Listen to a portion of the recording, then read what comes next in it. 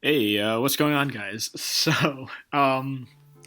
This is Accelgor versus Ajna. This is and also, hi, I'm back. This is like take, I don't know, 5 or 6 of me trying to get back into things because I got a couple of people saying, hey, and maybe it was just a nicety. Who knows? But asking about my lack of uploads, and I don't know. I feel like I end up doing them and just feeling personally dissatisfied with the end result. So I've kind of just dumpstered a bunch of them. But we're gonna try this one because this one's cool. This is for the tiebreak in semifinals of UUPL. Ajna of the Mikan Island Monsters, managed by one TDK, and Accelgor playing for the Vets. I don't remember the veterans. I don't recall what they're from. Apologies.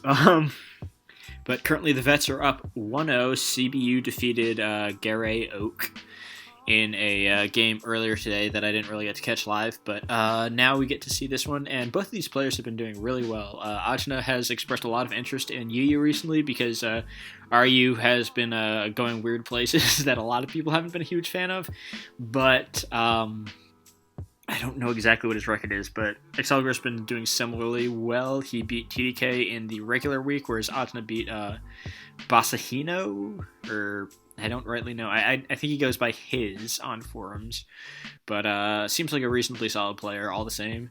And now I'm going to really quick refresh on this one. So Incineroar on Gastrodon lead. Gastrodon's been popping up a little bit more.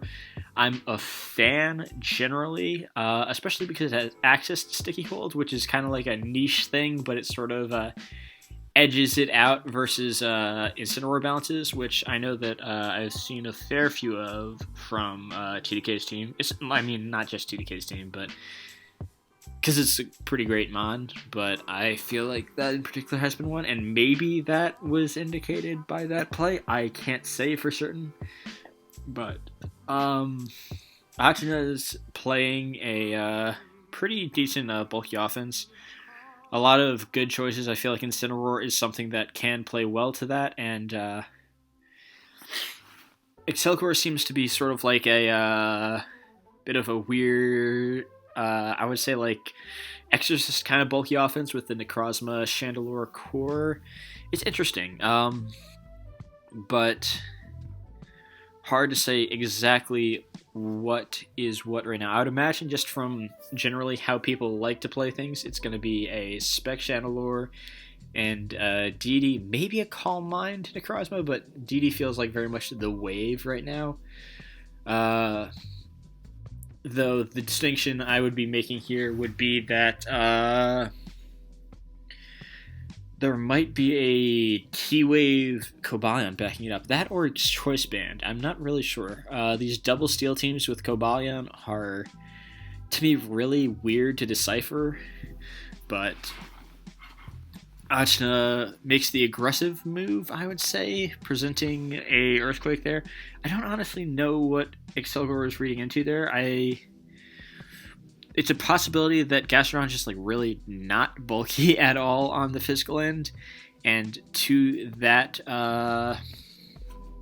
we note that the Earthquake could not be an indicator of band damage because I feel like physically defensive Gastrodon taking 40 from a Jolly Hacktress, a Jolly Banded Hacktress Earthquake is not out of the question.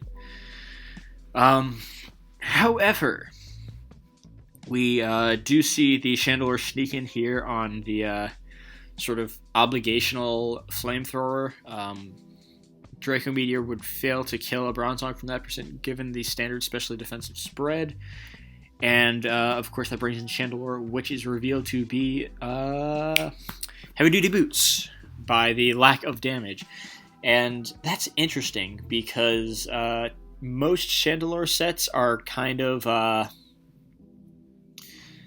they're very much indebted to their item in a way that makes it... Ooh, bad crit. Obviously mattered. But... yeah, most of the Chandelure sets, they're either the choice set, which obviously, it's choice, or it's like a Subcall Mind, or even a Protox set, which to me both really necessitate leftovers to really range out its sustainability. Though I suppose on a team like this that maybe wants to opt out of a defog Noivern in favor of maintaining momentum via U-turn, it's really, really hard to, generally defog Noivern's a little bit tough to justify because all Noiverns are, all defog sets are to some extent a tough proposal at the opportunity cost of using better moves, because defog's just it's fine, it's all right. But we do in fact see the DD Necrozma going for it. The standard fare on teams like this is weakness policy at this moment, and although it is nice, it won't be able to get through the knockoff plus double-aid Shadow Sneak, or at least most won't. There are certainly Necrozma spreads, because Necrozma, I feel, is very versatile, and in tournament settings you can kind of tinker with it in such a way that you can leave people surprised. So we might be seeing something like a bulkier DD set, like even a DD, what's the recovery move it gets? Is it Morning Sun? Goodness gracious, I should know this by way of it being huge in RU at the time, but it's one of those 8 PP conditional recovery moves. Though we do in fact see that gets you turned on does not activate the weakness policy. So perhaps it's more of a Lumberry set. Obviously, teams like this kind of have a bit of a compromising situation when it comes to staring down a bulky water. Something like goes right for the first impression. Pretty standard fare. Obviously, he's Ajna is no stranger to pulling the trigger on aggressive plays like that, where people feel inclined to switch. But I can understand going for a play like that then and there, due to the value of a Necrozma at 25% coming in after these hazards being far lower. We would have to be banking on either it being just a good fodder, because having fodder in these bulky offense exchanges is invaluable, and in this position I feel like he really, really needs to keep his sacks close to him. Or B, we are going to be seeing the defog Vern here, which at this point, after, even though, Jeez Louise, okay, that's gonna really seal it. Okay, so he went for the Hurricane, I should note, in order to secure to free up the Noivern to be able to Draco Meteor into what have you, Flamethrower into what have you. At this stage in the game, a double-aid setting up pretty much for free as it would on a -2 Noivern could be the nail in the coffin for him. Gazodon dies, Necrozma dies, etc., etc., etc. So we can't afford to feed that turn to him. And Ajna, being aware of that, is going into his own Noivern here and now. And I think that I could very well see him... Well, actually, he doesn't even really need to. I was going to say, yeah, he can just commit to Draco here. Because while Flamethrower is, kind of safe in a very short-sighted way. I feel like someone would Flamethrower on the assumption that Accelgor would just literally, tunnel vision and say, hey, my play is either go to the steal, predicting that he's going to Draco Meteor here, seeing that, or because I can't Draco into it, obviously, because if he Dracos into it, that same situation comes up where Double-Blade gets that free turn to set up. But if he Flamethrowers, if Ajna Flamethrowers into this Noivern, giving that kind of all-purpose coverall kind of situation that I was talking about earlier, it would lead to the possibility of Accelgor simply going for the Hurricane, which, has been kind of shaky for him these past couple. Oh, okay. That feels incorrect. Does he? I mean, maybe. Alright, so at this point in the game, I feel like he is either A, sort of kind of choking, or B, he is going to bank off T-Wave Cobalion, going for presenting him the window to win here. And he's going for, oh, well, okay, never mind then. Flamethrower crit. That is the one out that he had in this situation, and he got it, which, I...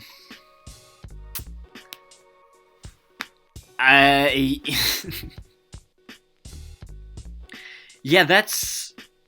I don't get that. What,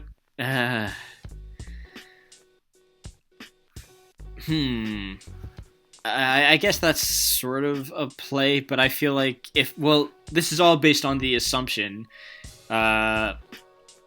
which obviously could be flawed, that Cobalion has the Thunder Wave.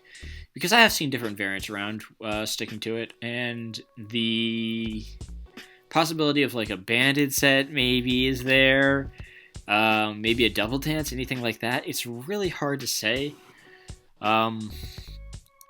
But that being said, I still think that there's very much a window for Ajna to win here, because Gastrodon's dead coming in, Neuvern's more or less dead. He has to try to roost into this Rhyperior, which that's not going to work out. Bronzong is also in Stone Edge range at this point, and Cobalion is going to... There's a very strong possibility that Shucka. It's hard to say. But yeah, I don't rightly know what Accelgor was doing with that Draco Meteor that he couldn't... Because obviously that he had that very specific line of play thought out for when he first made the... and it's possible. Yes, it is possible it's balloon. I should have been clear. I feel like it was very clear what line of play he was trying to make with the Hurricane outright, and then he just decided, no, let's not do that. Let's give Doublade the turn and lose. I mean, if nothing else, I would have said go for the freaking what was I gonna say?